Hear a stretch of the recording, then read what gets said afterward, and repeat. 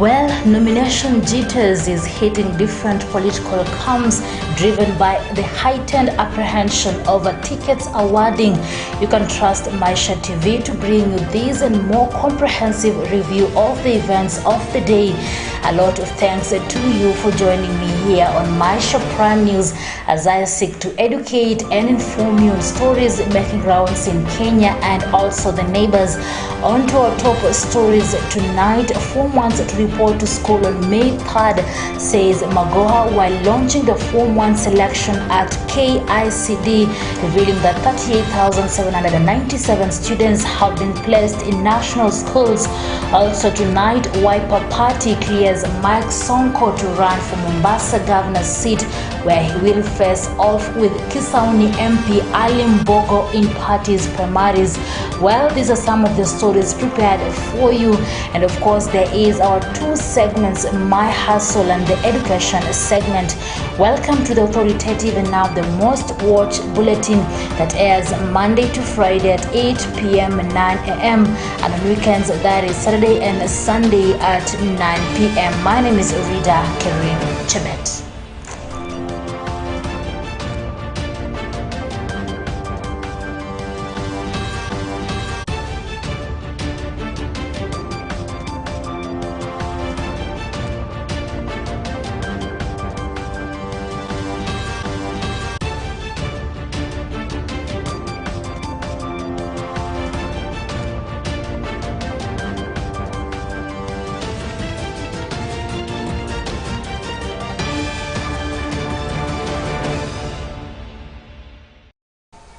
Welcome.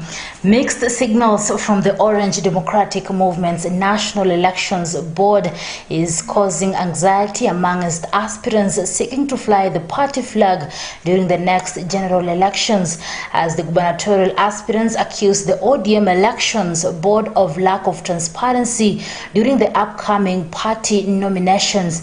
This is as the ruling Jubilee Party has kicked off its nomination exercise on Monday across the country, with United Democratic Alliance expected to hold its nomination on 14th this month. Bushebi Jr. is on that story. General elections are scheduled to be held in Kenya on 9th August 2022. Voters will elect the president, members of the National Assembly and the Senate, county governors and members of the 47 county assemblies. Guidelines issued by the Independent Electoral and Boundaries Commission IEBC in January this year dictate that all parties cleared to contest in the general elections conclude their nominations by April 22nd. Under the Elections Act, once the nominations are concluded, they will use their internal mechanisms to hear disputes arising from the nominations before submitting the names of the candidates to the IEBC for gazettement and to pave the way for ballot printing. To be able to qualify to run for office. Those not satisfied with the outcomes of their party's dispute resolution can appeal to the political party's dispute tribunal and the High Court. In the previous election, we have noted gaps. After somebody has already been nominated and in parliament, you realize and you hear a dispute coming that this person was not a member of a political party. So what we want, what this law is curing, is that we ensure that a person put in the party list is a member of the bona fide political party which is submitting the list, the party membership, not membership, the party list. Can somebody, the 10 days between 22nd and 2nd May, can somebody jump ship from a party to become independent? The answer is yes. As the law is now, and the timelines thereof, those 10 days, somebody can be able to do that, because Article 38 of the Constitution allows a person the right to associate in a political party and not associate, and it will be also within timeline over the Electoral Commission has issued that those 10 days somebody can be able to jump. The end of conduct of party primaries and party disputes thereof, as currently captured by IBC, is the 22nd of April 2022. With these timelines, major political parties including ODM led by Raila Odinga and UDA led by Deputy President William Ruto issued statements for nominations, guidelines and timelines in various counties. ODM now has 4 methods of nomination. The first method is consensus. If there are 2 candidates in ODM who want, say, to be the governor of Nairobi, they can be allowed to sit down and have a conversation. And we help them by even providing science and data to show which combinations make sense and which ones do not. And it has happened and it has worked before. The second one is a direct ticket, and this direct ticket is backed by science. As we have told you, we are putting data and science at the center of all decision making, and especially when it comes to identification of credible candidates to run. So I'll give you the example of Bonchari, where the data and the science was showing us that if you give Pavel Oimeka the ticket, he would win the election, and that is exactly what happened. So that's the second method of nomination. It is a method that has been put in the rules and has already been approved by IEBC and the Register of Political Parties. So it is not something to be demonized. Yeah? The third method of nomination is election by the delegates of the party at each particular level of election. And then the final method, and it is expressed in our rules as a last resort, when all else fails, when all the 3 other methods fail, then the card-carrying members of the party, the ordinary members of the party, can actually get opportunity to vote for the respective candidates. ODM announced it will hold its nominations in the selected counties from April 1st to 21st, said in a notice from a National Elections Board chairperson Catherine Muma on March 24th. The nominations will involve the positions of county governor, senator, member of parliament and ward representative. The notice excluded counties in the Mount Kenya region, lower eastern and northern regions, as well as some in the Rift Valley. This suggests that the party may not field candidates in those counties in favor of their Azimio coalition partners, or will likely select candidates through direct nominations and opinion polls or consensus. Orange Democratic Movement ODM is facing a backlash for conducting secret opinion polls, which it's now using to issue direct tickets to candidates found more popular than others in its stronghold. The party has been exerting pressures on candidates who have performed poorly in the polls to drop their bids in favor of those who emerged top, as it aims to avoid violent nominations that have characterized its primaries in the past. Questions have, however, emerged on the authenticity of the polls, with those scoring lesser indexes dismissing them and demanding that primaries be done. In Busia, a county considered as an ODM stronghold, it is expected that whoever wins the ODM nomination stands a high chance of emerging the winner come August 9th. We don't want any monkey business, but I have told you what I have seen here has given me a lot of confidence. But I don't want to preempt you. Wacha tuone vile itaisha. But what I have seen here in Siopot polling station, ambapo mimi huwa napiga kura, imenipa imani. And if it can be replicated everywhere, then we would say as a party tumefanya milestone ambayo hata tunaweza kufundisha IBC on how to conduct elections. From what I have seen here, I hope there is no anybody else somewhere who may now again interfere with this thing, because wengine mimi naweza kutoa hii statement lakini bado hatujamaliza mwisho, but so far ile nimeona hapa is encouraging. Najua nimepata report kumekuwa fujo kidogo pale Bwangangi, pale Busembe, Busijo, lakini najua askari wamefanya kazi yao. Sasa tunao utulivu kote katika eneo letu la Funyula, tuendelea kupiga kura. Previously, Homa Bay and Mombasa counties experienced chaos during and after the exercise, with rowdy youths barricading the roads, lighting up bonfires and burning tires, further calling on former Prime Minister Raila Odinga to rescind the party's decision to issue direct tickets for various seats. When we decided to vote our right person, someone who can deliver youth to our next destination, we never felt it well when the direct ticket was issued. And as well as some rumors going round that they are still looking down to other positions to give some direct tickets. It won't be fair enough for people of Homa Bay. If it was a female candidature, it would have been done even in Migori, where we have a female candidate. So we as the Homa Bay people, the residents of Homa Bay, the youths of Homa Bay and the youth leadership of Homa Bay at large, we will go out on 9th and we will vote in Dr. Evans Kidero because we have a lot of faith in him. Here's the 8-point agenda for Homa Bay County. We need a manager for Homa Bay County more than politicians. We need this time round to go out in big number. I urge the people of Homa Bay, get out in big numbers, elect your governor, the governor of your choice. In Mombasa County, the ODM primaries were marred by chaos and confusion over allegations of voter importation and system breakdown. For the Mombasa gubernatorial seat, the party is still facing opposition from businessman Suleiman Shabal over its plan to give his rival a direct ticket. We do not believe that nominations should be done by selection in boardrooms based on opinion polls that nobody can verify or validate. Let the people decide. I keep on insisting that it is Wanjiku and Maria and Onyango and Ocheng and Charo and Hamisi who should decide who their leaders are. Not some opinion polls being done by people and people sitting in Nairobi in boardrooms. The people must decide. Now ultimately, Sisi, we are all soldiers for Baba. We are all campaigning to make sure he becomes the 5th president. So it is important that every ODM member comes out to vote, okay? And we will follow the directions that Baba gives us.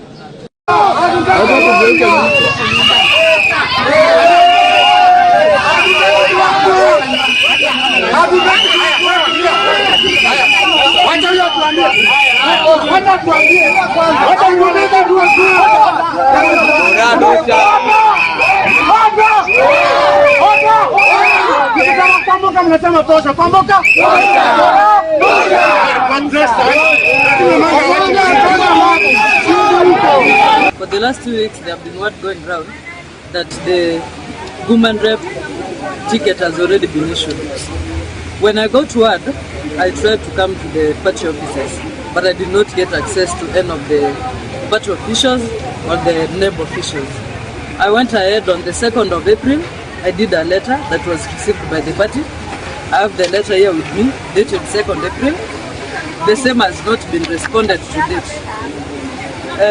The day before yesterday, which was on Friday, all aspirants, Kenya aspirants that are vying under UPM got messages. The messages were requiring them to submit names of their agents. I was exempted. I did not receive a single message requiring me to submit my agent names. That one came as a red flag to me. I made calls everywhere to the party, but all calls went unanswered. The only one answer I got was that you are in the nomination list. When I asked why, if I'm on the nomination list, why am I not getting a message like the rest of the aspirants? But no one could be able to answer me that message. That's why later on in the day, it was all over social media. The party ticket, the aspirant ticket had already been issued. On the other hand, Deputy President William Ruto has intensified efforts to strike consensus among aspirants seeking various seats on UDA ticket. In the last 7 days, the DP has brokered at least 8 political deals from his current boardroom in an apparent effort to evade protracted primaries that could break up the party. Previous party primaries have often been marred by chaos and violence, thus the decision by popular parties to adopt alternative methods of picking aspirants. Consensus is among 4 options provided for in most party constitutions to identify candidates. Others are election by delegates, direct nomination, and universal suffrage, where all registered parties participate in elections. For Maisha Prime, Maisha Television, I'm Bishop Jr. And now to matters education. 38,797 KCPE candidates have been selected to join national schools on May 3rd, 2022. The education CS, Professor George Magoha, says 214,960 others have been placed in extra county schools, while 258,456 will be enrolled in county schools. Another 726,311 students will be enrolled in sub-county schools, while 2,045 have been placed in special needs schools. Millicent Makoha with more. Education Cabinet Secretary George Magoha has announced May 3rd as the reporting date for Form 1 students. Speaking during the launch of the Form 1 selection process at the Kenya Institute of Curriculum Development, Magoha indicated that no student should be sent away due to fees balance. As a ministry, we are committed to ensure that parents and guardians with learners who will be joining Form 1 are not overburdened with the unnecessary requirements that increase the cost of education. Education Cabinet Secretary Magoha pointed out that the 1.2 million pupils who sat for the Kenya Certificate of Primary Education examinations were placed in 9,200 public schools. No selection of Form 1 candidates at sub-county levels, as was the case in the past. Can somebody project the website, or you know it? I'm not going to read it, it's very clumsy. Candidates and parents or guardians can access joining instructions that are available online for categories of all schools through the ministry's website. The results can also be checked by texting the candidate's index number only to 22263. He pointed out that the selection process strictly adhered to merit, choice and equity. Of the 1,225,502 candidates that sat KCPE examinations, 900 of them were inmates. 573 were overage candidates, means over 19 years of age. 33,627 were underage, 12 years and below. 9,124 are candidates from refugee camps, and 2,819 are special needs candidates. We have therefore placed all selectable candidates appropriately in secondary schools in keeping with our 100% transition policy. You will ask why all selectable, but you will find out that there are a few categories that we don't consider, like the inmates. They are inmates. In the selection, we have strictly applied the principles of merit, choice, and equity in placing candidates to each school category. 38,797 candidates who scored 400 marks and above were placed in national schools, 214,960 in extra-county schools, 218,456 in county schools, 9,128 in refugee camps, 726,311 in sub-county schools, and 2,045 in special needs schools. Principals should therefore exercise caution while listing requirements as part of the measures to the cost of education. Some of the items to be avoided include exercise books, which are provided for by the good government, class readers, novels, photocopying papers, foolscaps, atlas, mathematical sets, hockey, pangas, bembes, and what have you. The idea here is to admit the Kenyan child into a Kenyan public school where free secondary education is free, day secondary education is free in 75% of the schools, and even in boarding, that day secondary school is still free because that money is remitted. So what the child is going to pay for is money for feeding and a few other things. So don't stop the child from going to the school. If you do, I am still the head of this ministry until His Excellency the President decides otherwise. I will come for you. Doesn't matter who you are. For Maisha Prime News, Maisha Television, I'm Millicent Makoha. Deputy President William Ruto has vowed that he will revise the budget within the first 3 months should he be elected Kenya's 5th president. Speaking in a series of campaigns in Kiambu County on Sunday, the DP argued that 2022-2023 budget, which was presented on Thursday, April 7th in Parliament by the Treasury CS Kuriatani, was punitive and meant to further increase the cost of living. Our reporter Brian Gard with that report. Deputy President William Ruto has vowed that he will revise the budget within the first 3 months should he be elected the Kenya's 5th president. I think the takeaway from is clearly we are very concerned about the cost of living, and that's why we are addressing fertilizer, fuel prices. These are areas that we are looking at. But substantially, the price is going to remain constant and even lower, maybe for the fertilizer. The issue of fuel. When there's an immediate reprieve in terms of subsidy that the government will be undertaking every month, that's not futuristic. It's current and it's continuing, and we are dealing with it. Even food production, because if we plant now, using the fertilizer subsidy we've given, in the next 2-3 months, whether you are planting whichever type of crop, you'll be getting the immediate relief. And these are things that we are looking at. Hiyo budget inataka kuongeza bei ya maji, sijui iongeze bei ya mkate, sijui iongeze bei ya unga. Uhuru Kenyatta. Speaking in a series of campaigns in Kiambu County on Sunday, April 11th, the DP argued that the 2022-2023 budget was punitive and meant to further increase the cost of living. Hiyo budget inataka kuongeza bei ya maji, sijui iongeze bei ya mkate, sijui iongeze bei ya unga. Uhuru Kenyatta, Raila Odinga, and Ukur Yatani conspiring to continue raising the cost of living. The people of Kenya expected this budget to say something about the cost of gas, to talk about the cost of fuel, to talk about the plight of our farmers in terms of coffee farmers, tea farmers, milk farmers, and farmers across the broad spectrum. The people of Kenya expected this budget to highlight the issue of the cost of living. They were totally blind about that. And therefore, this budget was a banality. It was full of inconsistencies, and clearly they had nothing. They had no mind about the plight of the people of Kenya when drafting the entire highlights and actually the real budget. He took issues with the proposed levy on motorcycles, commonly known as boda boda, as well as other ever-spiking prices of basic commodities, especially food. Sijui iongeze bei ya nduthi.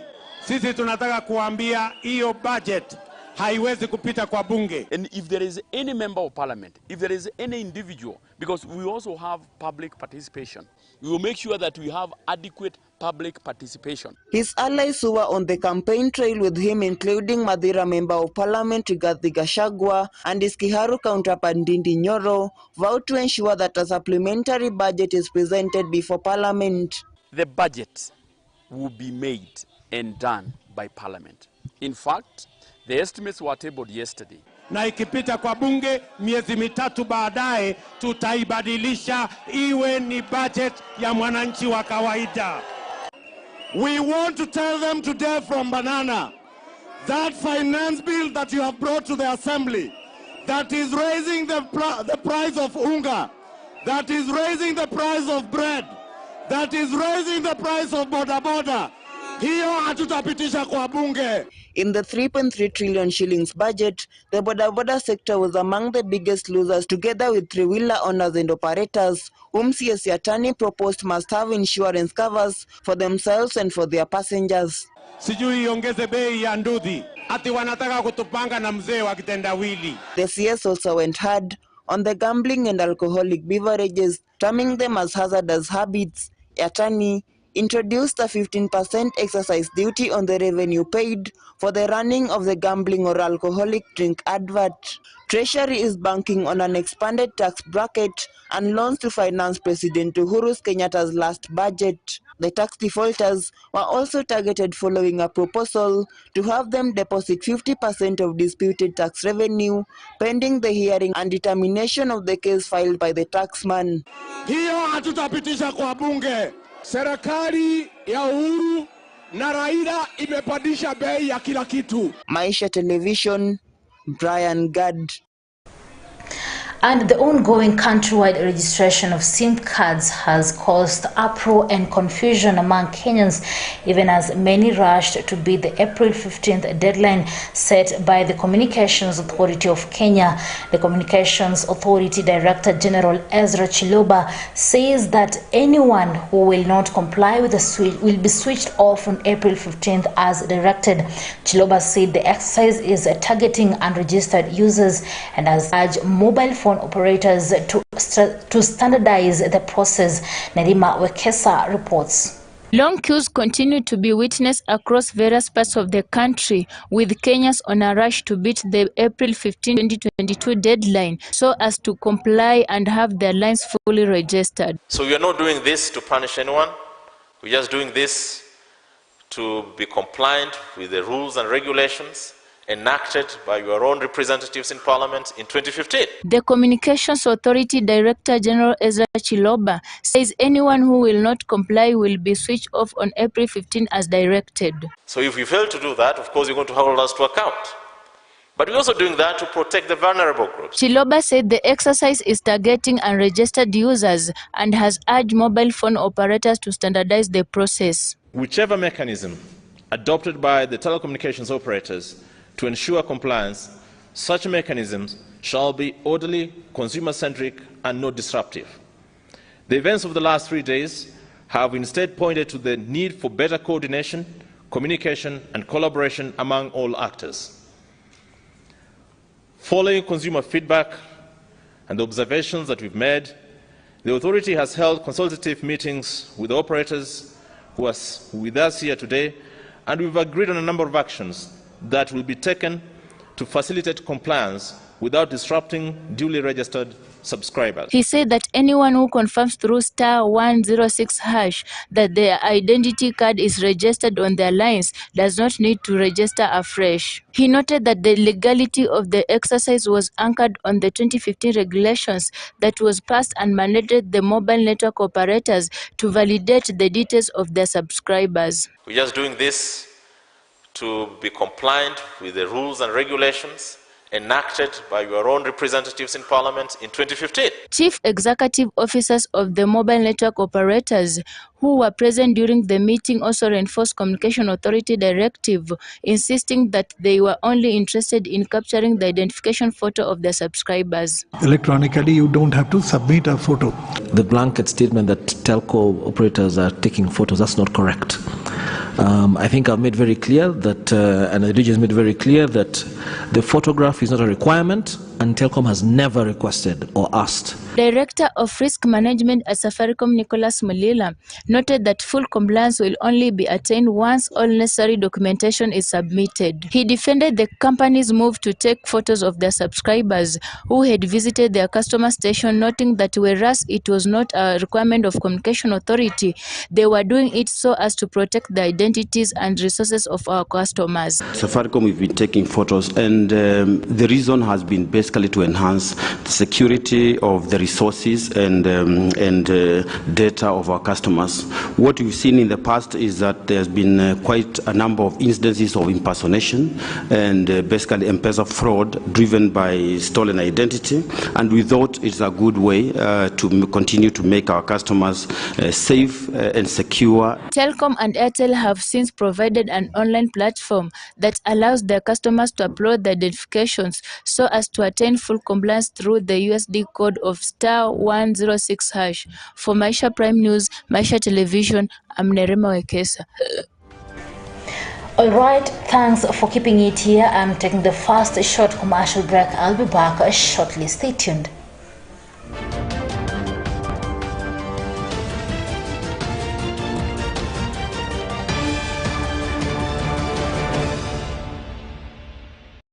When it comes to technical training and research in science, technology, and innovation, you can trust Matili Technical Training Institute, whether it's certificate or diploma in institutional management, automotive engineering, mechanical engineering courses, electrical and electronics engineering, information and communication technology, building construction and civil engineering, business studies, among many.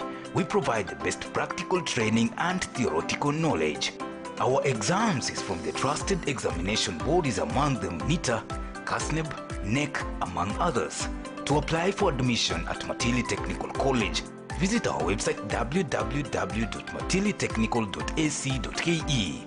You can also call us on 0721 664 708 or 0724 402 786.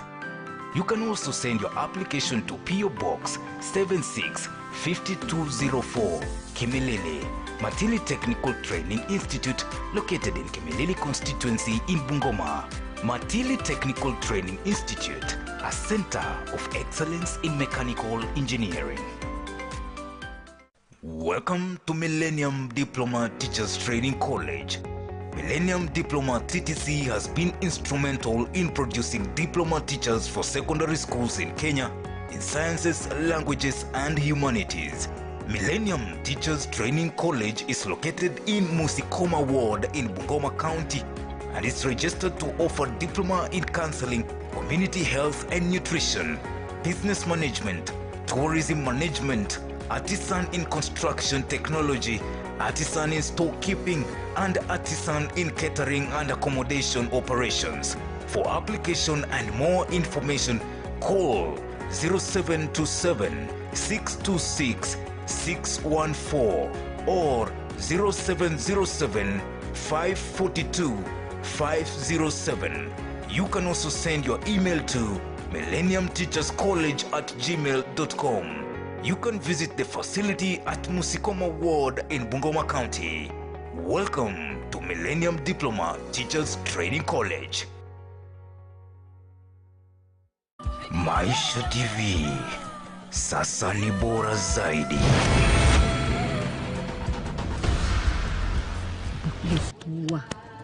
Kama sio kimwili, kiroho. Yaani ninahisi kabisa hata mimi na wewe tutapokuwa pamoja. Hivi nikifanya kitu chochote ndani kwako itakuwaje? Maisha Swahili. Swali hilo halihitaji majibu. Mdomo na ushona ndugu yangu. Kama maisha ndio nimeshapata na nimeyapata kupitia bahati yako. Usidanganyane. Wewe ndio chanzo cha kumharibia mwanangu maisha. Ndio Mr. Kanijo bwana. Vijana wa kiume sasa walotimia wameguzwa wanawake. Na sijui umetokea wapi wewe mzee kuja kutia dosari maisha yako. Uzee mwisho Chalinzi hapa alikuja Dar es Salaam wote vijana. Mimi ninachotaka kujua ni nini ya hatima mahusiano yenu. Yaani swali hilo ni sawa na kuuliza samaki anapatikana baharini au vipi. Unaifanya mzaa? Sikutaka tena kuendelea kuwa fala kama unavyonichukulia.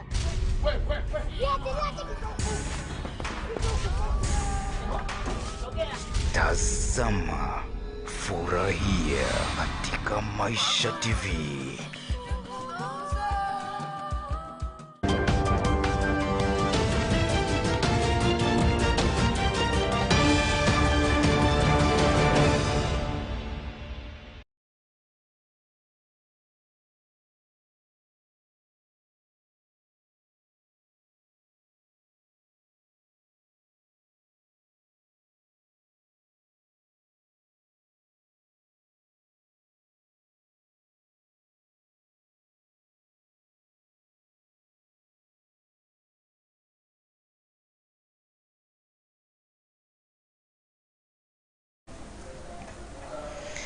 Welcome back and much appreciation for staying with Maisha Prime News. And now moving on, Kenya's two leading presidential hopefuls have resisted the pressure to name their running mates early amid fears of possible for parties or coalitions they are building for the 2022 general election. The stakes in the position remain high after the courts blocked proposed constitutional changes that would have expanded the governance structure and made it easier for the political elite to negotiate power-sharing deals. Bushebi Jr. reports.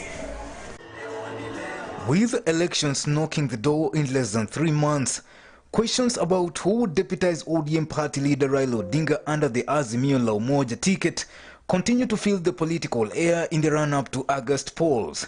The contest between ODM leader Raila Odinga and Deputy President William Ruto to succeed President Uhuru Kenyatta is likely to be decided by their choice of running mates.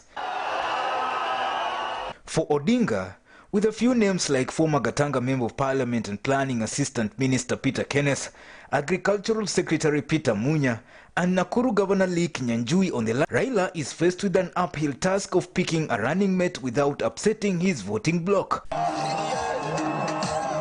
For Raila, a Luo-Kikuyu combination would eliminate the historical divisions that have existed among the two communities since after independence and which tends to flare up during elections. I am your insurgent. I do not need tribal alliances as you're seeing being done today. They are signing agreements with tribal Wagogo. Where are the Wananchi of Kenya? in these agreements? Where are the issues of the 99% of Kenyans? It would also assure the powerful Kikuyu elite that its interests will be safe.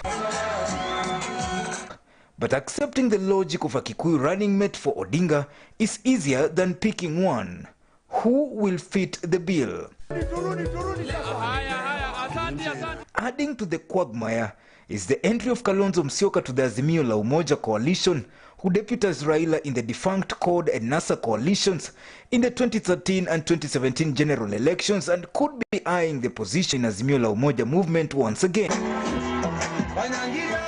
Ukambani leaders allied to the Wiper leader are now tabling their demands while working under the Azimio la Umoja, demands that they insist must be fulfilled. And this other matter about who is running mate, should not worry you. There are some things that are obvious.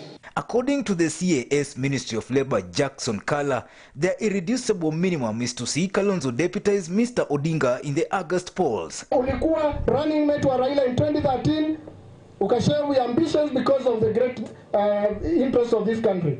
In 2017, bado ukamuondokea tena Raila. Mkakubaliana kwamba 2022 anakuunga mkono, lakini wewe kwa sababu ya kupenda nchi hii tena ukamuondokea. As a community, our irreducible minimum is a running mate slot yako na Raila Odinga. Hiyo inajulikana kwa kila mtu. It goes without saying. If one is a presidential candidate, then automatically the other leader deputizes him.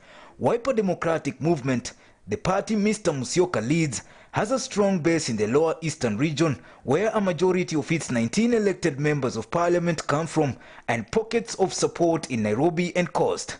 In 2007, he made a credible presidential run, emerging third with 8.91% of the votes behind then President Kibaki, who became the winner, and Mr. Odinga. But his tendency to flip-flop or blow hot and cold on major decisions has also made him one of the most caricatured politicians in the Kenyan media. A popular portrayal of him in newspaper cartoons is that of a watermelon, green on the outside and red on the inside. On the flip side is the Mount Kenya region that is keen on clinching the deputy seat under Azimio la Umoja movement. But accepting the logic of a Kikuyu running mate for Mr. Odinga is still easier than picking one. Who fits the bill? The weighty matter has been the topic of discussion, even forcing some Mount Kenya elders to weigh in on the debate, urging the Azimio flag bearer to consider picking a running mate from the Mount Kenya region. Even as the mountain, we need to know our stake in the government that is coming to be formed. Also not blind followers. We want to follow, but our interests must also be taken into account. The region of Mount Kenya expects nothing short of the deputy president. For Maisha Prime, Maisha Television, Abushabi Jr.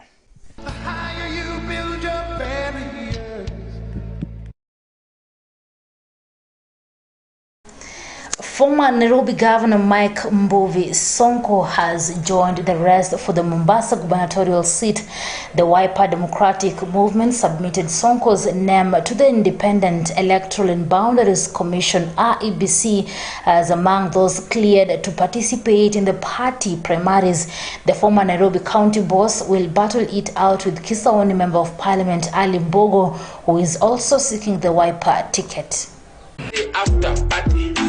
Former Nairobi Governor Mike Sonko has been cleared by the Wiper Party to vie for the Mombasa gubernatorial seat. The party's Vice Chair Elections Board Agatha Solitei confirmed on Monday that he will face off with Kisaoni Member of Parliament Ali Mbogo in primaries. Na waomba kitu moja, tujiamini tu, tusitishwe, tusiogope. Sonko decamped from Jubilee to Wiper on March 22, 2022 as part of measures to revive his political career following his impeachment. He was officially received by the Wiper party leader Kalonzo Musyoka at the party headquarters. Sonko is facing numerous criminal charges, including several corruption cases, assault, and terrorist-linked offenses, which he has since denied.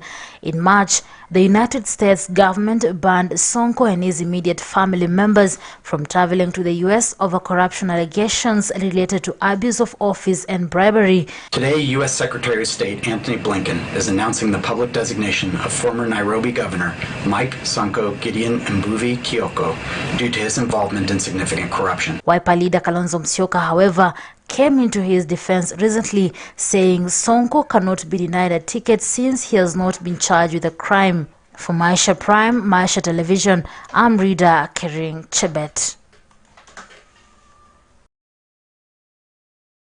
And away from that, Muslim community from Mombasa County are pleading with politicians and Kenyans at large to maintain peace in their vote hunting campaigns ahead of the August polls led by the chair of Kenya National Muslim Advisory Council, KEMNAC, Sheikh Juma Ngao. The Muslim scholars urge Kenyans not to allow the highly charged political environment to lead to chaos.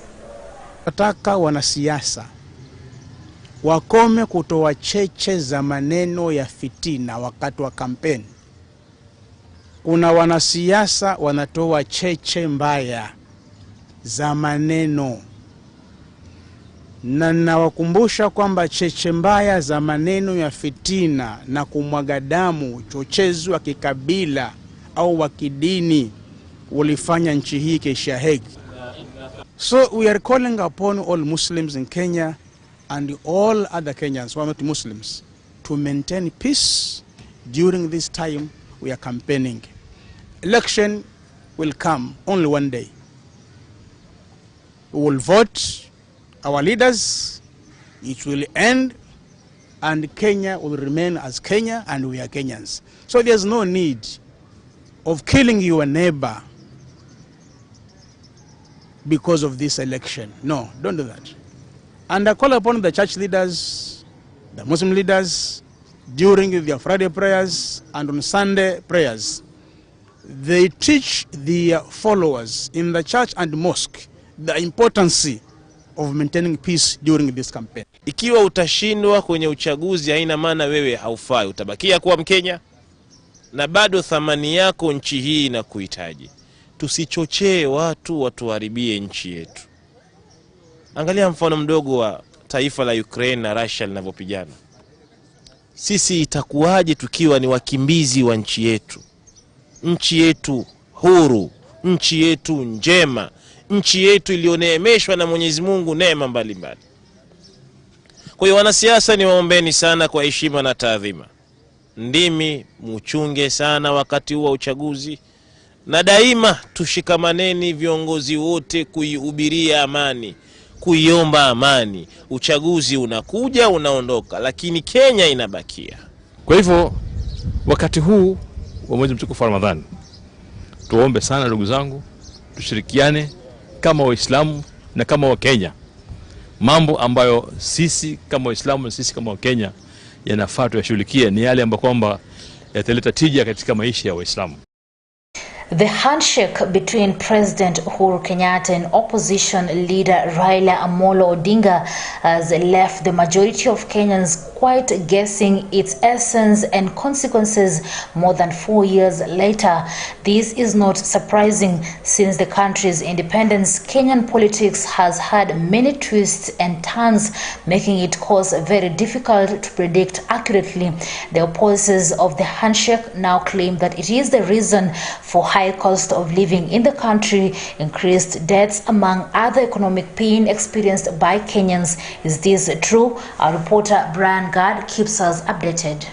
Without fear, favor, affection, or ill will. So help me God. So help me God.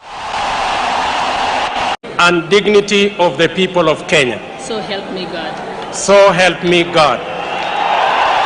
Like any other couple on their wedding day, President Uhuru Kenyatta and his deputy William Ruto, who brought smiles when they stood on stage. Against all odds, the Jubilee coalition had been declared the winner of the presidential election on 9th March 2013. Then rose the Tanotena mantra the young couples inhibited great dreams for the beloved mother Kenya. Fast forward, it's 2017, yet another great elections, this time verily challenged by credibility, freeness and fairness. A bridge, the young couple have already bore 4 incomplete children. That's affection to the diplomatic marriage had drowned. My brother Raila and Kalonzo. What next? A year later, we would witness the blossoming of a fresh power bloc.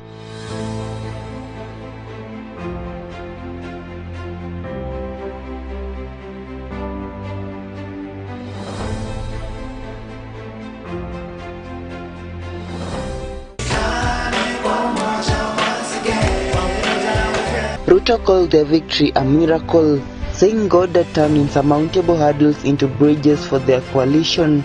The marriage was a convenient political move after the International Criminal Court ICC tried in what turned out to be a failed attempt to put them on trial for the devastating political violence witnessed in Kenya in 2007. The case is at a critical juncture. Love was in the air in those early days. The couple worked together, sometimes hand in hand, and worked in sync, at times dressing alike. They prayed together in public and laughed a lot. An excited public would laugh with them too. Life was good, the marriage was strong, and the future looked bright. Kenyatta was 51 when they first assumed office, while Ruto was 47. The man they had defeated, the former Prime Minister Raila Odinga, was 68 at the time. He was branded old and of the analog generation that defined Kenya's dark and forgettable past, while the new youthful presidential couple was defined in modern terms, a digital couple. Thank you very much. Asanteni sana. Karibuni chai. Hamtaki chai. 8 years into presidential elections later, the marriage is broken, and we, the children, the ordinary citizens of Kenya, are lost. Unakimbia ule mwingine anakugojea pale anatakikana kukugojea. The first sign of the breakup came in March 2018 when the president introduced his old rival Mr. Odinga as the third partner in the union.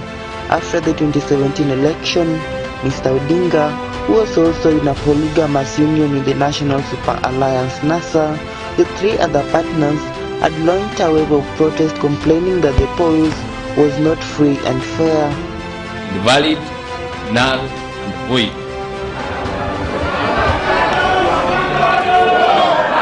This is a precedent-setting ruling. Concerned that the protests would undermine the delivery of election pledges in his final term in office, President Kenyatta reached out to Mr. Odinga, and the two men shook hands in public as a declaration of peace. Slowly, Mr. Ruto started drifting away from his partner of 5 years, complaining the marriage was too crowded. Today, the strain between the presidential couple is displayed openly. They avoid one another. Their body language speaks of a cold marriage and a frozen bed. Mr. Odinga has since moved into the matrimonial home, and like younger wives, he seems to attract love and passion from Mr. Kenyatta. However, a sulking Mr. Ruto refused to resign or move out of the matrimonial home. He spent his time in the guest room, complaining to anyone who cares to listen that he was abandoned despite having assisted the boss to build the empire. Mr. Ruto felt betrayed by President Kenyatta, who did not kick him out because it could make things even messier.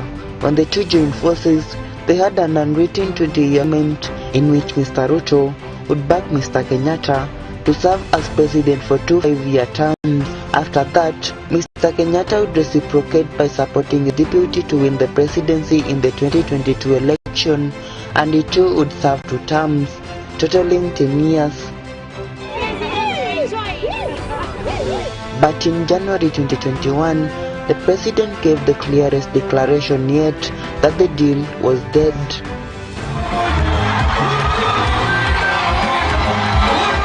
The president noted that only members of 2 communities have occupied the top seat in Kenya, the Kikuyu and the Kalenjin. Mr. Kenyatta is Kikuyu, Mr. Ruto is Kalenjin, while Mr. Odinga comes from the Luo community, which has long complained about being excluded from power. In Kenya, Political marriages are hardly based on ideological convergence. They just bring together different ethnic kingpins whose main interest is state power and an unlimited access to national lagis. Mr. Ruto does not buy the argument that the Kalenjin cannot rule again or that he cannot unite once more with the elusive Kikuyu. Ati wameketi kwa mahoteli na maofisi, ati wanataka kutupanga na mtu ya kitendawili. He is on the political warpath now, with frequent trips to central Kenya to woo the Kikuyu. He is fighting hard for the matrimonial spoils and wants custody of the children. And we, the children, are torn in our love for the men. Do we stick with dad, who is supposed to retire from the presidency come 9th August? Do we embrace his new partner, Mr. Odinga, who offers a future of peace and a more equal society, blended with uplifting reggae that he occasionally sang on stage when campaigning for changes to the constitution? Wachi uzulu! Dear BBI, we fought a good fight, but the finish line was extensively slimy and heavily guarded. Or do we follow Mr. Ruto, the ex, who is bold, energetic, and promises hope for the masses that are struggling to make a living? Wewe utalipa kulingana na, lakini yule ambaye huna uwezo wa kulipa tutakulipia kama serikali. The breakdown of Kenya's presidential marriage has come at a big cost. The home is broke. International financial institutions, including the World Bank and the International Monetary Fund (IMF), have had to step in with loans to help cover the national budget deficit. Repayments will hurt. These organizations are demanding a restructuring of expensive publicly funded institutions, including some universities and the Kenya Airways. This will mean layoffs. The price of essentials like fuel, mobile data and cooking gas has shot up. Divorce is never cheap. It is painful, stressful and emotionally draining. Wale watu ambao wanataka kusimama kwa vyeo. While the separating parents in different political engagements, the children have no other home but Kenya. The destitute children are worried that their pain could be stretched out even further. Maisha Television, Brian Gad.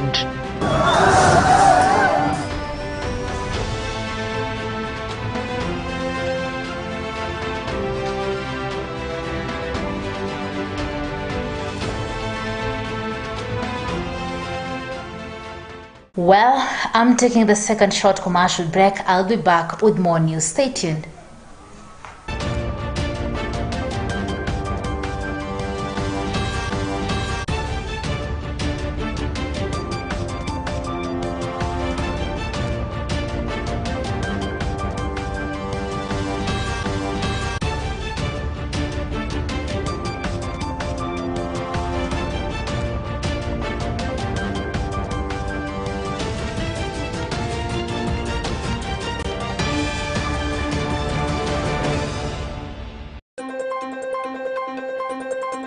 It is a season of seriousness, and only the serious presenters come onto your screen.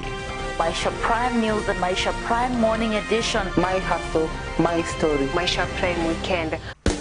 Rita Kirin Chibet, Millicent Makoha, Brian Gad. Only on Maisha TV. Gospel Believers Fellowship Bible College, located in Bungoma at Gospel Believers Fellowship Church next to Huduma Center, invites you to take courses in Bible studies. The Bible College offers 57 basic Bible courses, with every class filled with transformational truth, with a focus on growth and development in academic smarts.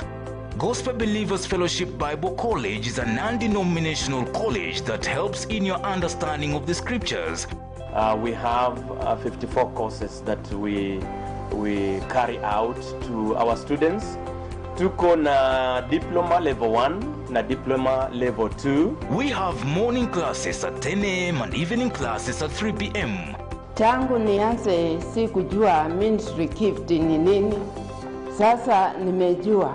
The college is in collaboration with International Victory Bible Institute IVBI in Oklahoma in USA and runs 3 semesters per year. The courses are designed for anyone who wants a focused, organized and thorough study of the Bible. Our mission is to equip people to practice the kingdom way of life and become mature disciples of Christ. Kwa majina ni Patrick Wanyonyi Wasike, ni mwanafunzi wa theology katika shule hii. Mwanafunzi anapojiunga na chuo cha Biblia analipia tu production ya vitabu, kwa sababu tunafanya kitabu kimoja shilingi 200 na tuition fee tunafanya shilingi 1000 per semester, yani katika msimu mmoja wa kusoma. Mafundisho haya ni si ya dini moja. Ni mafundisho ambayo katika kimombo tunasema it is interdenominational. Welcome to Gospel Believers Fellowship Bible College. Contact us today 0724 039 828 0724 039 828, or you can visit our offices at Gospel Believers Fellowship Headquarters Church next to Bungoma Huduma Center. Gospel Believers Fellowship Bible College, teaching you to know Christ. Kisiwa Technical Training Institute is a leading technical training institute committed to offering high-quality education in the process, produce highly skilled, knowledgeable and responsible graduates in the field of engineering, science and technology. We provide high-quality education in Kenya and beyond, offered by a dedicated team of lecturers for globally competitive skills in TVET, innovations and research solutions for socio-economic prosperity. You can apply for a diploma or a certificate course in electrical engineering, information and communication technology, social work and community development, agriculture and agricultural engineering, hospitality and institutional management, building and civil engineering, business studies, secretarial studies, among many. We offer both online learning and blended learning through e-learning. The institute does not charge any fee for admission application forms. Apply now. Kisiwa Technical Training Institute is located in Kabuchai in Bungoma County. Under Kisiwa Technical Training Institute, you get quality training under modern facilities, library, laboratory, playing grounds and courts. Once you enroll with us, you are assured of out of the total fees for the year 56,420, the government is going to pay for you 30,000 shillings. For more information, contact us on 011 0096 090 011 0096 090. You can also send your application to PO Box 657 Bungoma. You can write your email to info@kisiwatech.ac.ke. Kisiwa Technical Training Institute, a center of excellence in TVET research and innovations. Are you looking for a reputable technical institution to enhance your technical skills? Look no further. Kongoni Technical and Vocational College is an approved technical training institute by TVETA, a college committed to providing you with quality programs and services that will enhance and enrich your technical hands-on skills to meet societal needs. It is a top-rated technical and vocational college in provision of training, innovation, and action research in Kenya and beyond. We provide quality technical vocational training and research in collaboration with stakeholders to produce highly skilled and innovative human resource. We offer certificate in general agriculture, diploma in entrepreneurial agriculture, diploma in general agriculture, artisan in storekeeping, certificate in computerized secretarial, certificate in supply chain management, certified in information studies, certified public accountant, diploma in accounting, diploma in supply chain management, certificate in ICT, diploma in ICT, certificate in welding and fabrication, diploma in welding and fabrication, certificate in hairdressing and beauty, diploma in fashion design and clothing, certificate in fashion design and clothing, among many. Kongoni Technical and Vocational College is located in Likuyani Sub-County of Kakamega County, next to Likuyani Sub-County headquarters along Kitale Eldoret Road. For more information, contact us on 0721927458 or 0712114908.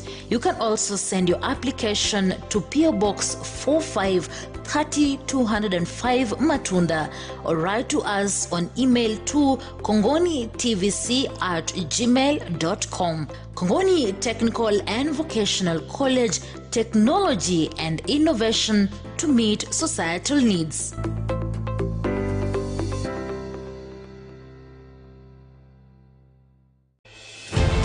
A strong woman knows she has strength enough for the journey. But a woman of strength knows it is in the journey where she will become strong. Join Irene Mumbo Bushebi and Rita Kering on Prime Women Talk every Wednesday from 8 p.m. exclusive to MTV. What would you want to be? A business executive? A building and civil engineer? A hospitality, fashion or tourism practitioner? A social worker? Then walk into Navaholo Technical and Vocational College and start your journey to the career of your dreams. We offer certificate and diploma courses from recognized examination bodies. Navaholo TVC has shown clearly in terms of performance academically, where all students who sat for exams in civil engineering and building technology pass, proving that it is actually a center of excellence in building and civil engineering. If you want to get your career going, then Navaholo TVC is the right place for you. You can apply for diploma or certificate course in building and civil engineering, electrical engineering, music studies, information and communication technology, social work and community development, agriculture and agricultural engineering, hospitality and institutional management, business studies, secretarial studies, among many. Apply now. Navaholo Technical and Vocational College is located in Bunyala Central Location, Navaholo Sub-County in Kakamega County. At Navaholo Technical and Vocational College, we also have computer laboratory, land survey room, library space, and administration offices. For more information, contact us on 0721-589977, 0721-589977, or you can email us to navaholotvc@gmail.com or info@navaholotvc.sc.ke Kakamega, or visit our website www.navaholotvc.sc.ke. Navaholo Technical and Vocational College, Center of Excellence in Building and Civil Engineering.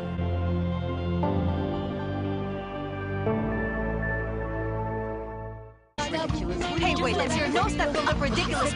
Rejected for her violent manners and her dressing style. Are you trying to say I look cheap? No, I'm not saying that you want. I just said that you dress as though you were a prostitute. That's what I was telling you. After failing to pursue her boxing career due to a hand injury. There's no boxing, then there's no money. If there's no money, then there won't be any food. Well, then I'm gonna look for a job. So what? What kind of work, huh? I can do anything. Oh, yeah, yes. Let me make a list. Come on. This injury complicates her economic situation as her boxing provides the only income for her adoptive family. I shouldn't have come here to look for work. You mean here? Yes, the Casadilla group or something like that. Who did you speak with? With a bitch who thinks highly of herself. Esperanza Munoz, Now watch out! also known as Monita, a poor female boxer, finds solace in Martin Quesada, the Formula One driver and businessman. Be careful, slow down! No, it can't be that way, you know. President of the Quesada Group. Why are there so many pretty ladies around? Well, actually, we've been scouting for a new secretary. Can't you hire them all? When he sees Esperanza crying in the streets and hires her as her personal assistant. Esperanza.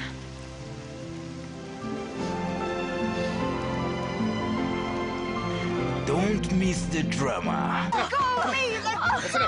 the love, the intrigues on the soap opera Sos Mi Vida. You are the one. Every day at 6 p.m. only on Maisha TV.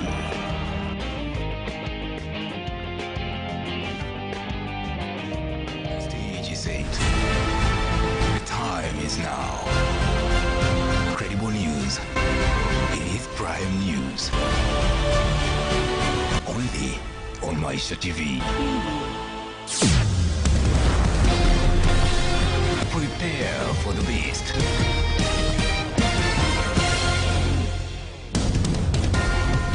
Informative.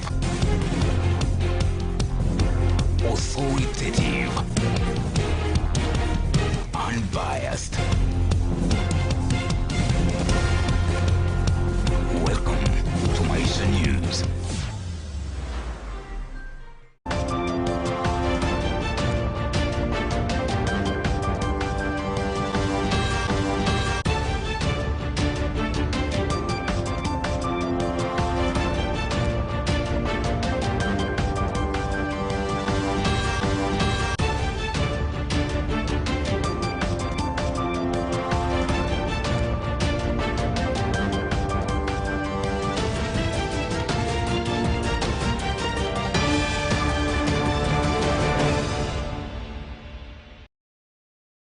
Alright, welcome back. You're watching Maisha Prime News, and much appreciation for staying with us. And now moving on, the majority of the population in Kenya is Christian, and aside from the 10% or so that are Muslim, Kenyans generally observe Good Friday, Easter Sunday and Easter Monday.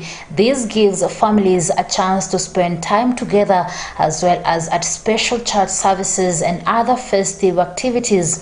Easter celebrations really begin a week before Easter Sunday on Palm Sunday, which marks the day when, according to the Bible, Jesus entered Jerusalem on a donkey. The crowds threw down palm branches in his path as he made his way into the city, and Kenyan children often bring palm leaves to churches while singing hymns to commemorate Jesus' triumphal entry. But what exactly is Easter?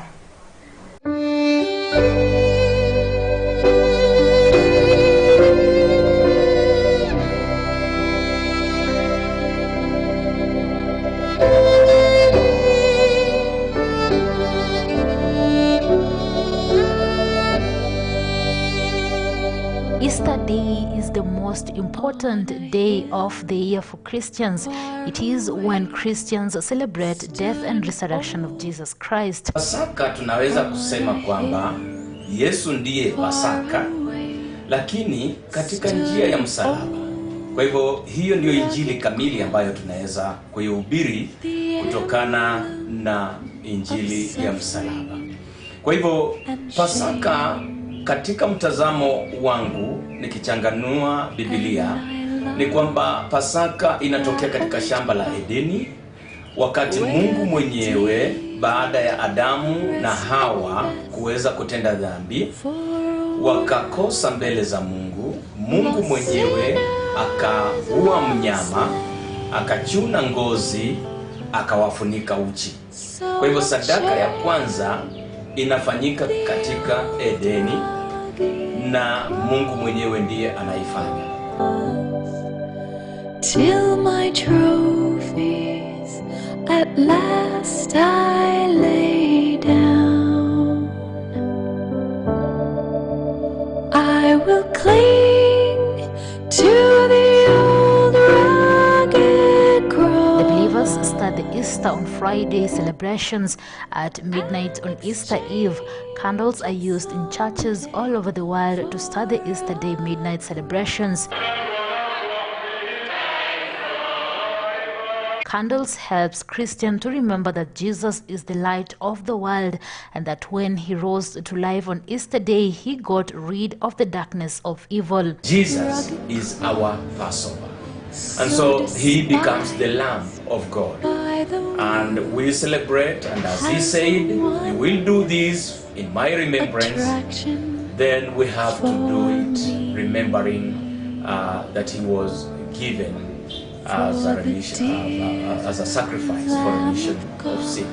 So we as Christians in the New Testament, we continue to celebrate the Passover because of Christ himself. In some churches, the service starts in darkness, then 12 candles are lit, and these are taken round the rest of the church, lighting the other candles. When a candle is lit, the priest says, "Christ is risen," and the congregation respond, "He is risen indeed." In Greece, fireworks are sometimes used to start the service.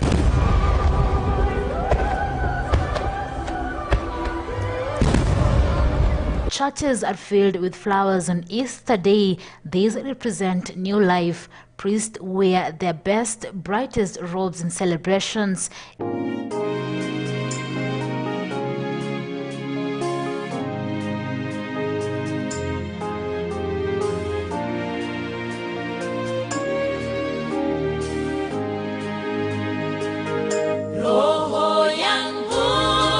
If a church has a model of a tomb beneath from Good Friday, it will be empty with the stone rolled away as it was on the first Easter Day. I know that because we have different kinds of faith in Christian faith as a whole, and so we have some who empty the tombs, and they feel the identity of that, and that is the identity of what Christ went through, and he was buried and he resurrected, and that is what they identify themselves with.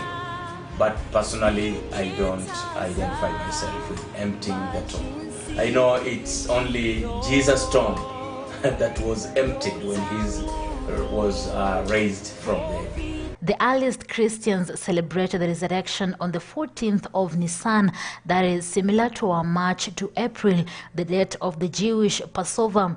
Jewish days were reckoned from evening to evening, so Jesus had celebrated his Last Supper the evening of the Passover and was crucified the day of the Passover. The origin of some of the Gentile Christians began celebrating Easter in the nearest Sunday to the Passover, since Jesus actually arose on a Sunday. This especially became the case in the western part of the Roman Empire. In Rome itself, different congregations celebrated Easter on different days. Many felt that the date should continue to be based on the timing of the resurrection during Passover. Once Jewish leaders determined the date of Passover each year, Christian leaders could set the date for Easter by figuring 3 days after Passover. Following this schedule would have meant that Easter will be a different day of the week each year, only failing on a Sunday once in a while. Our Easter dates or Passover dates go together with the calendar, Jews' calendar. When they celebrate their celebration according to Moses' laws and the time they determine, that is when we also get in to celebrate the Passover. And so we follow the Jews' calendar. The origin of Easter started with early Christians celebrating the Passover, worshipped Jesus as the Paschal Lamb and Redeemer. Kwa hivyo mtazamo wa Pasaka kutokana na tendo lililofanyika kupitia Musa wakati anawaokoa wana wa Israeli kutoka Misri. Tendo hilo liliidhinishwa na Mungu mwenyewe akimwambia Musa waelekeza wana wa Israeli kumtafuta yule kondoo mchanga ambaye hajazalisha, ambaye hajakomaa, mfano wa Kristo, ili kwamba wakaweze kumchinja, wakaweze kula nyama yake, wakaweze kuchoma nyingine, wapike, na pia wakatumie kinywaji kikali ambacho haswa ilimaanisha kwamba wanapochinja mnyama huyu ambaye ni kondoo, mwana kondoo, ambaye ni mfano wa mwana kondoo wa Mungu pekee, itakuwa kwamba ni kwa ajili ya kuwakomboa kutoka katika utumwa. Na kwa hivyo tunapoangalia mtazamo ambao unajitokeza kutokea Edeni, tunapata ni sadaka. Kutokea katika mtazamo wa pili wa Musa kuchinja mwana kondoo wa Israeli, kuchinja wana kondoo, hivyo pia inaleta picha ya sadaka bado kutolewa kwa ajili ya ukombozi. Others believed since the Lord rose on a Sunday and this day had been set aside as the Lord's Day, this was the only possible day to celebrate his resurrection. As Christianity drew away from Judaism, some were reluctant to base the Christian celebration on the Jewish calendar. Kwa hivyo umuhimu wa Pasaka katika Mkristo ni jambo la muhimu sana yeye kutambua kwamba kifo, mateso, kifo na ufufuo wa Kristo ndio unamfanya yeye kuwa Mkristo siku ya leo ama kuwa ameokoka. Na kwa hivyo tunajaribu kuhimiza Wakristo wakaweze kuchukua nguzo hii ya Pasaka kuwa muhimu zaidi. Kwa hivyo ni muhimu sana.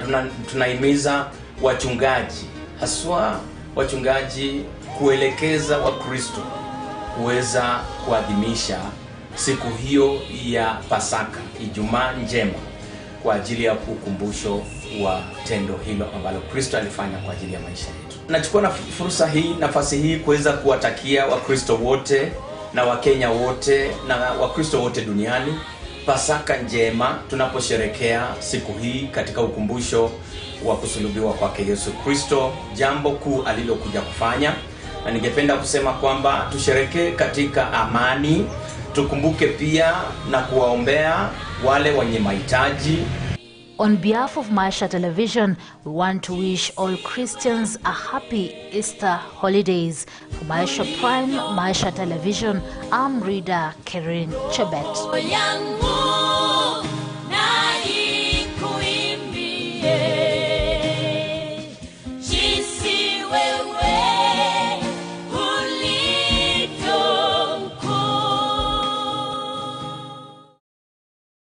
Wow, a nice piece there. And now let's shift focus to our education segment. Rocky Driving School, located in Bungoma town opposite KCB Bank, has a vision in enhancing driving skills to its trainees, as Lydia Sungu, the school manager, narrates. Jina naitwa Lydia Sungu na mtenda, na niko hapa Rocky Driving School kama branch coordinator kwa Rocky side za West. Rocky tunahusika na mambo ya magari, ambapo tunafundisha magari ndogo, saloon cars, tuna pickups, hizo matrailer, buses ziko ndani, tuseme all types of. Najivunia Rocky kwa sababu gani? We are serious with our teaching. Hatuchezi na wanafunzi tuseme kwamba tuna testi mwanafunzi gari. Unajua kuna ile ya kwamba wacha nikupeleke hapa ujiwe gari. Lakini sisi tunakupeleka hadi uweze kuelewa barabara zote. Uweze kujua nitawezaje kuingia, nikitaka kuingia kwa highway nitaingia aje. Nikitaka kupiga kona, kufika kwa kona ama roundabout, ama unataka kuslow down, hizo vitu zote tunakufundisha. Then we have time ambao tunakupatia mwanafunzi. Every Wednesday tunapeananga lessons za mwanafunzi, ili akienda tunapeleka kwa uwanja ili ajisikie ako kwa gari peke yake. Hapa kwa basic, kwa theory class ndio tunamfunza namna anaweza control gari, namna anaanza gari na vile ambavyo anastahili kupati gari kwa barabara. Tunamfunza mahali ambapo astahili kupati gari, mahali ambapo anastahili kupati gari. So kwa theory class ndio tunamfunza. Ninajivunia sana kwa kuwa wale wanafunzi wanakuja hapa, namna ambavyo nawafunza ni wanafunzi wema, ni wanafunzi ambao wanashika. Na mimi najivunia wakati naona mwanafunzi vile anamfunza akienda kwa barabara na anatumia zile concept ambazo nimempa, ninajivunia sana. According to Mrs. Sungu, the facility offers driving courses in various classes at fairly affordable charges. Kuna class kuna A2 ambao ni pikipiki, kuna A3 ambao ni tukutuku. Sasa hao most of the time pikipiki hizo tuko nazo. Na kuna B1 alafu kuna C1, ambapo B1 ni gari ndogo ambao ukiwa under B1 utaendeza saloon cars, Prado cars ziko ndani, hizo pickups, double cabin. Ukiwa na Nissan ile ya personal iko under gari ndogo. Sasa kama ukiwa unafanya B1 hapa Bungoma tunalipisha 11,350. Then kuna charges za serikali ambazo zinafaa zilipwe na mwanafunzi through online charges. Ian Wekesa and Joyce are the students at Rocky Driving School. I'm Wekesa pia na mimi ni mwanafunzi wa Rocky Driving School in Bungoma. Na mimi hapa tuko na wanafunzi tunajifunza about mambo na road signs alafu mambo na theory. Before kimaliza hizo, kama umekuwa qualified unapelekwa kwa gari kufanywa practical if you qualified to be a driver. My name's Joyce Achieng. I'm from Bungoma na najifunzia kwa Rocky Driving School Bungoma. First of all, I want to thank all the staff of Rocky Driving School Bungoma kwa sababu wametupea conducive environment for learning na tena wamekuwa friendly kwa wanafunzi wote. The facility also calls for the boda riders to come out of their comfort zone and join the driving school to be equipped with knowledge and skills in the field of transport. Kwa mfano, kama kwa theory class hapa tunajifunza road signs. Hizi road signs hizi ni tunajifunza mwanafunzi anaelewa kila mahali bila akienda kwa barabara, bila atakuwa na control gari kwa barabara, akiona sign fulani hii inamwashiria nini, inamuonyesha nini. So akisoma theory class hii inamsaidia sana kupunguza hata ajali kwa barabara. Kwa mfano vile umesema tuko na dual carriage way ambayo ni one way traffic road. Hapo kwa hiyo dual carriage way mwanafunzi yule ambaye haja kuenda theory class atajua kwa hiyo dual carriage way gari zinafaa kuenda namna gani. Utapata yeye anachukulia hiyo barabara ni kama single carriage way ambayo anaweza sababisha ajali. Tunaomba wakuje kwa theory class wasome. Kwa sababu kusoma theory class it sharpens a student namna ambavyo akienda pale nje anaweza reduce the rate of accidents kwa barabara. For Prime News Maisha Television, I'm Philip Simia. Well, now let's have a look at our special feature, My Hustle, My Story, by our reporter Brian Gad. Having a vision isn't a tough task. The expense and struggle comes at a time when someone strives to achieve the goal.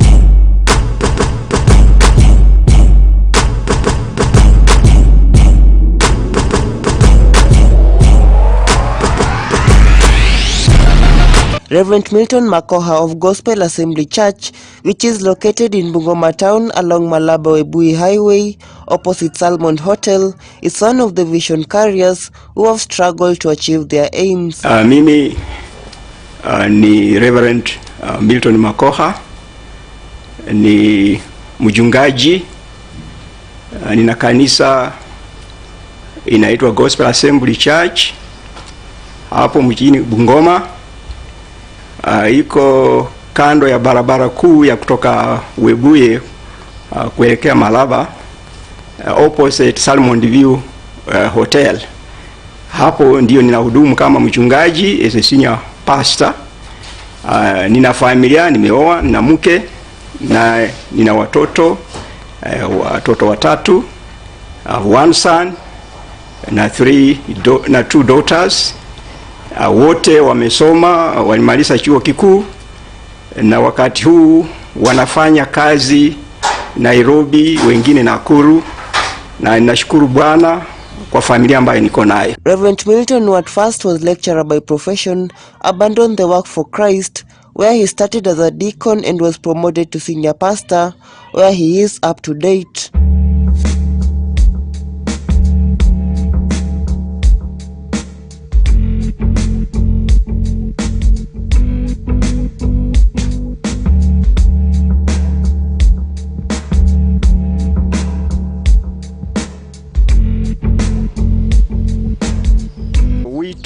uchungaji nilipokuwa nimemaliza chuo kikuu. Nilikuwa kwa chuo kikuu cha Nairobi, nikamaliza shahada yangu ya kwanza, nikapata kazi kwa serikali.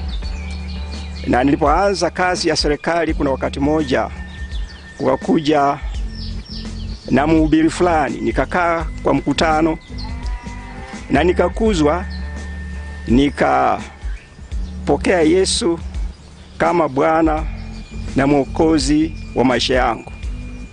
Hiyo ni miaka kama more than 30 years ago.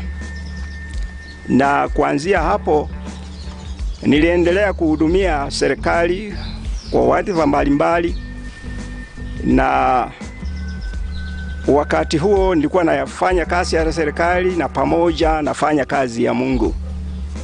Nikawa kijana ambaye alikuwa active katika kanisa, na nikaendelea hivyo, nikafika pahali nikafanywa kama shamanzi kanisani. Kutoka hapo nikakuwa mzee wa kanisa. Ilinionyesha kwamba Mungu alikuwa bado ananifuatilia kwa sababu alikuwa amenipangia kazi. Nikaendelea hivyo. Wakati huo nilikuwa upande wa huko Kilifi. Nikatoka Kilifi nikakuja Jomo Kenyatta University of Agriculture and Technology, nikafanya kazi pale.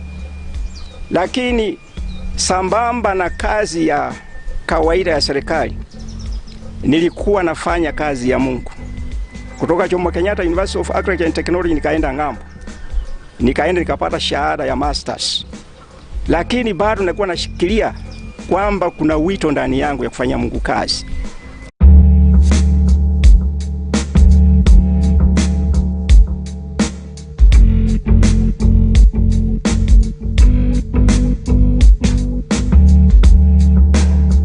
Kutoka hapo nikaenda katika chuo kikuu cha Kenyatta, ambapo nilihudumu kama deputy registrar wa academic.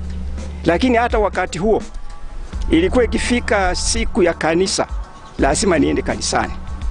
Na wakati kazi ya Mungu ilikuwa inakuwa kubwa, nikaona ni vizuri niache kazi ya serikali. Kwa hivyo ikifika 2014, nikaacha kazi ya Kenyatta University ambapo nilikuwa nikihudumu kama deputy registrar academic.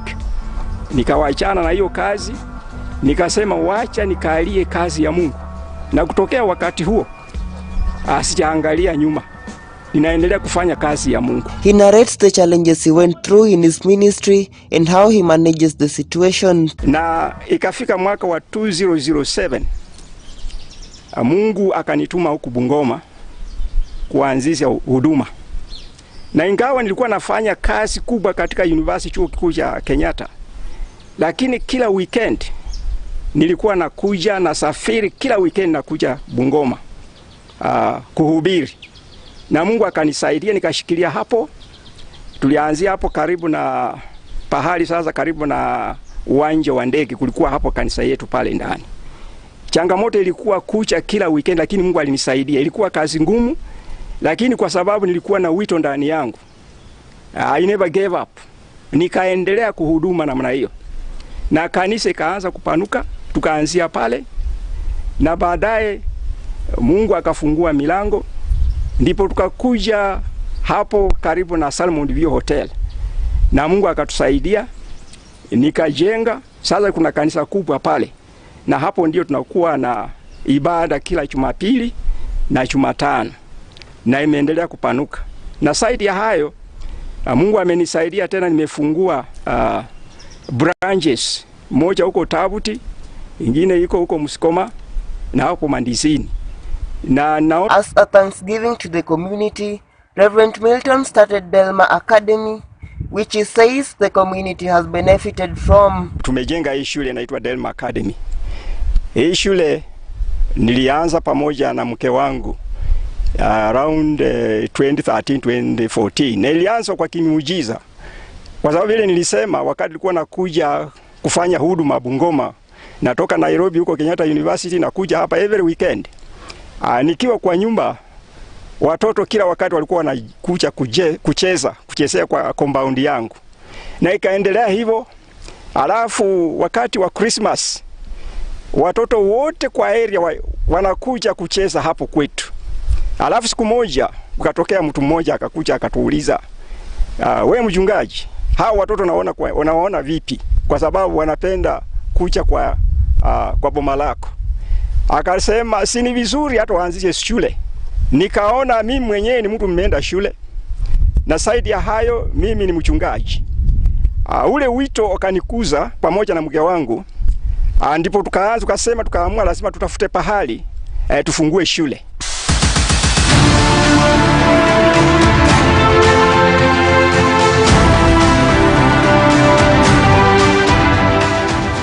Na wakati huu hatukuwa na madarasa, lakini kulikuwa na marafiki hapa wa African Divine Church hapa karibu.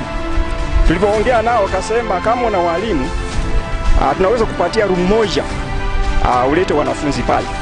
Na hapo ndio tukaanzia.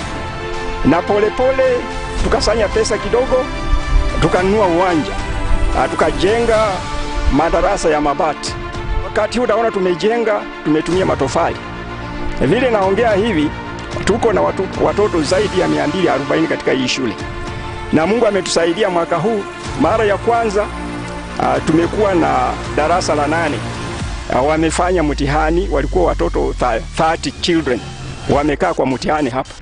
Na kwa sababu niliona nirudishe asante kwa community, na nikaona shule kama hii ndio kitu kizuri ambacho naweza kupeana, elimu ndio kitu kizuri naweza kupeana kwa community. Na wale darasa la kwanza la class 8 wale walifanya mtihani hapa 30 children hawakulipa chochote. Mimi na mke wangu tulikaramia hiyo. Na hata kwa hiyo we appeal the government also to consider us for something the way wamejaribu kusaidia hata private universities. Tunatoa wito kwa serikali kama inaweza kutusaidia ili tushikane mikono na tuendelee kupatia watoto wetu elimu ambayo ni nzuri. Apart from being a pastor, Reverend Milton also does crop farming, dairy and poultry farming. Na nyumbani pia ninafanya kazi fulani, hata nikiwa nafanya kazi ya Mungu, lakini kama mhubiri pia ninafanya kazi ya kulima. However, he has advised young people in the ministry to persevere and not quit. Kwa hii njia ambayo tumekuwa na changamoto fulani, wakati mwingine unaona ya kwamba pengine hata matoleo kanisani hamuna, lakini kama unategemea Mwenyezi Mungu, kama ni mimi nilikuwa mtu ambaye wa kusema lazima nitegemee binadamu, singeweza kuja nifike pahali ambapo nimekuja. Maana yake nilikuwa nakuja kutoka Nairobi kila weekend, nachukua bus pamoja na mke wangu, tunakuja kuhubiri, tunarudi Nairobi. Na Mungu akatusaidia. Zaidi ya miaka 10 tulikuwa tunakuja kila Sunday, kila weekend tunakuja na Bungoma, na Mungu amekuwa nasi. Ilikuwa changamoto lakini Mungu akatusaidia.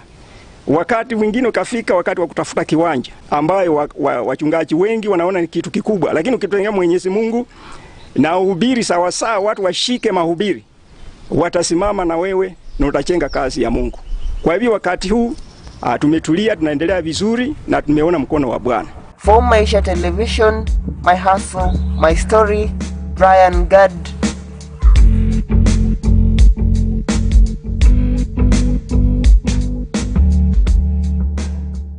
Well, now to a news segment 5/5. With just 4 days remaining to the SIM registration deadline set for April 15th, Kenyans are scrambling to meet the requirement that, if not there too, will lead to the permanent switching off of thousands of Safaricom, Telcom and Airtel lines. According to the Communications Authority of Kenya, CA, the registration is intended to decrease cases of digital fraud and cybercrime commonplace in the local telecommunications in the country as you rush to meet the deadline. Here are a few things you need to know about the mandatory exercise. How do you know that you need to update your details? Well, you can visit any Safaricom, Airtel or Telcom official shop or agent business to confirm the status of your SIM cards. Your preferred service provider will also send text notification to alert you if you are yet to register your SIM cards. Another question is, what details are required to update your SIM card? When you visit the various registration points, please remember to carry your original national identification card ID, a passport size picture of you will also be taken at the registration points, which is not mandatory, after which you will sign a form to confirm that you have registered your lines. Another issue is how do you update your line if you used a different registration document other than your national identification card to procure a SIM card? Well, other forms of identification documents such as military and alien IDs and passports can also be used to update your lines as long as you remember to carry them when you go for registration. Also, how do you update your line if you used someone else's credentials to register your SIM card? In such an event, you will be required to visit the registration point with the person whose details you used to first obtain the SIM card. They will then transfer SIM ownership to you, upon which you can continue with the registration update exercise. You can confirm if your line is registered under your ID by using the code *106# to check the status of all SIM cards that you have procured.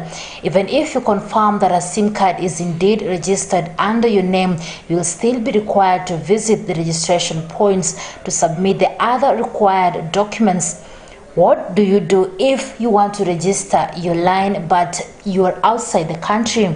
This is also another question Kenyans are wondering. You will need to contact your telco's customer care for further assistance. That was our Prime 5 out of 5 with me, reader Karen Chebet, from the editorial board that brings you the authoritative and now the most watched bulletin in the region that comes to you every Monday to Friday at 8 p.m. and 9 a.m. and on weekends, that is Saturday and Sunday at 9 p.m. That marks the end of the comprehensive and authoritative bulletin, Maisha Prime News. Thank you for keeping me company and have a fantastic viewing.